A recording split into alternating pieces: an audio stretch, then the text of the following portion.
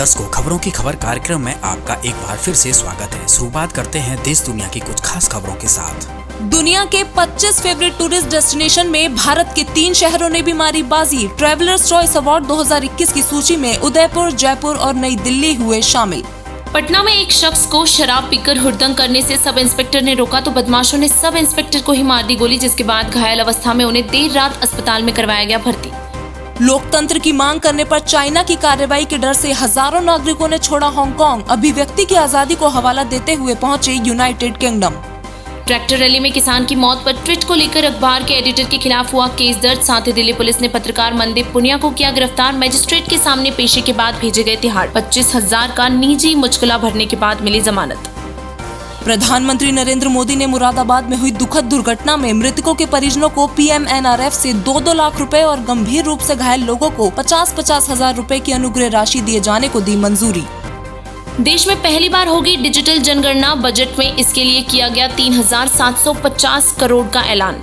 Twitter ने किसान आंदोलन पर भड़काऊ फर्जी पोस्ट करने वाले 250 अकाउंट किए बंद।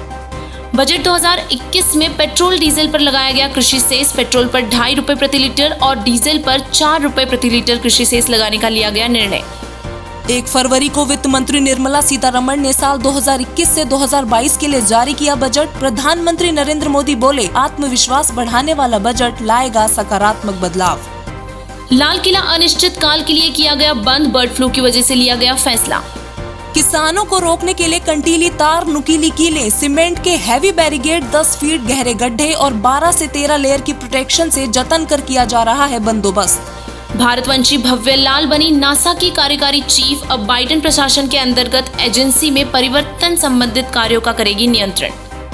कोरोना से भी खतरनाक फंगस से डर रहे हैं वैज्ञानिक। कैंडिला ऑरिस नाम के इस फंगस पर एंटी फंगल दवाइयां भी हो रही हैं बेअसर। यह फंगस ब्लैक प्लेग को फैलाने का कर सकता है कार्य। इराक के मौसुल प्रांत में एक क्षतिग्रस्त इमारत के मलबे से अधिकारियों ने 23 शव को किया बरामद। माना जा रहा है कि ये शव आतंकी संगठन इस्लामिक स्टेट के 2014 के हमले के हैं। गुजरात के बीजेपी अध्यक्ष ने जारी की नई गाइडलाइन। अब 60 साल से ज्यादा उम्र वालों को नहीं मिलेगा टिकट। साथ ही पार्टी के लिए किए अनेक बदलाव। दिल्ली में गणतंत्र दिवस पर हुई हिंसा के मामले में हिरासत में लिए गए लोगों की रिहाई की मांग वाली जनहित याचिका को दिल्ली हाईकोर्ट ने कर दिया खारिज। दिल्ली में जल्द शुरू होंगी नर्सरी के दाखिले की प्रक्रिया। मुख्यमंत्री अरविंद केजरीवाल ने किया ऐलान। मुंबई में प्रभास और सैफ अली खान की फिल्म आदि पुरुष के सेट पर लगी भीषण आग। मौके पर पहुंची दमकल की 8 गाड़ियां। कर्नाटक में ACB ने लघु सिंचाई विभाग के अभियंता के घर से जब्त किए 56.5 लाख रुपए। कोविड-19 की फर्जी नेगेटिव रिपोर्ट बेच रहे हैं कई आपराधिक ग्रुप। यूरोपोल ने किया सावधान।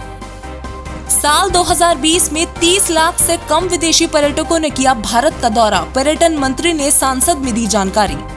ऑक्सफोर्ड ने आत्मनिर्भरता शब्द को घोषित किया word of the year 2020। Jagat Guru तत्वदर्शी संत रामपाल जी महाराज जी के सानिध्य में दहेज मुक्त भारत अभियान के तहत मध्य प्रदेश और राजस्थान में संपन्न हुए 2 दहेज मुक्त विवाह। महज 17 मिनट में संपन्न होने वाले इस विवाह में न तो किसी प्रकार का दहेज लिया गया और न ही दिया गया। ट्विटर को सरकार ने दी चेतावनी। कहा, विवादित ट्विटर हैंडल नहीं रोके गए तो लिया जाएगा एक्शन। अब UTS ऐप से उपनगरीय अनारक्षित ट्रेन टिकट की होगी बुकिंग। चेन्नई में हुई शुरुआत। सरकार ने संसद में बताया कि जम्मू कश्मीर में 2019 के मुकाबले 2020 में आतंकी घटनाओं में 50% तक की आई कमी, तो वहीं सीजफायर वायलेशन में हुई बढ़ोतरी। असम में चुनावी तैयारियों के बीच मिली 5 AK-56 और चीनी हैंड ग्रेनेड। मामले में 6 लोगों को किया गया गिरफ्तार। राजस्थान के दौसा में घुसखोरी के मामले में IPS अधिकारी को किया गया अरेस्ट। SP हाईवे बना रही कंपनी से हर महीने लेते थे 4 लाख रुपए। अब तक ले चुके हैं कुल 38 लाख रुपए। कोरोना महामारी की वजह से जनगणना का पहला फेज और NPR का अपडेशन टाला गया। वहीं पंजाब के स्कूल में 14 छात्र पाए गए संक्रमित। देश में अब तक 41 लाख हेल्थ केयर वर्कर्स को लगी वैक्सीन, तो वहीं गुजरात और पश्चिम बंगाल में फ्रंटलाइन वर्कर्स का टीकाकरण हुआ शुरू।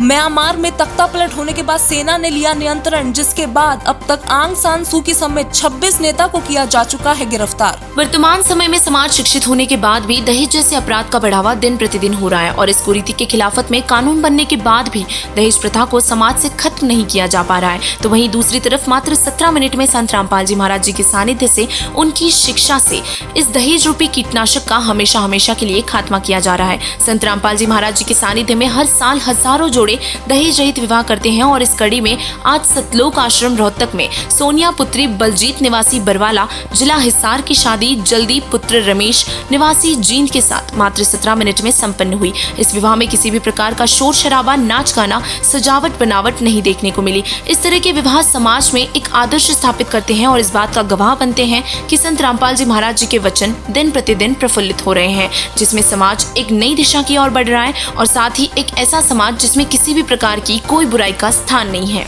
वीकली बुलेटिन में बस इतना ही। खबरों की खबर के नेक्स्ट पार्ट देखने के लिए आप बने रहिए ऐसे न्यूज चैनल के साथ। कुछ ही देर में हमारे नेक्स्ट पार्ट पब्लिश किए जाएंगे। धन्यवाद।